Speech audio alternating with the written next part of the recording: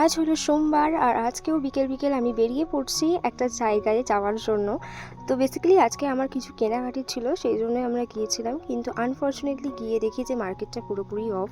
তার জন্য আমাদের আর কোনো কিছুই করার অপশন থাকে না।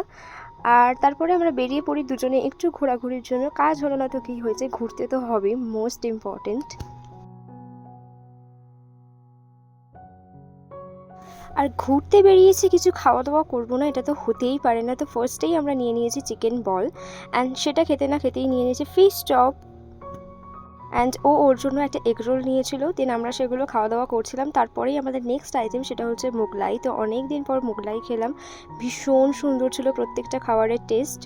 তারপরে এখানেও আমাদের খাওয়া দাওয়া শেষ হয়নি, দেন আমরা চলে গিয়েছিলাম মিষ্টির দোকানে মিষ্টি খেতে। তো আমরা এখানে কালাকাঁদ, তারপরে রসমালাই, আমরা আমাদের ফেভারিট মিষ্টিগুলো খেয়ে নিলাম। দিন আমরা একটা কোল্ড ড্রিঙ্কসও নিয়েছিলাম, কিন্তু সেটার ক্লিপ তোলা হয়নি। তারপরে বাড়ি ফেরার সময়ও ঘুরতে ঘুরতেই বাড়ি ফিরি। আর এই জায়গাটা দেখো, এটা হচ্ছে আমার স্কুল। ভীষণ ইমোশনাল হয়ে যায় আমি আমার স্কুলের সামনে দিয়ে গেলেই।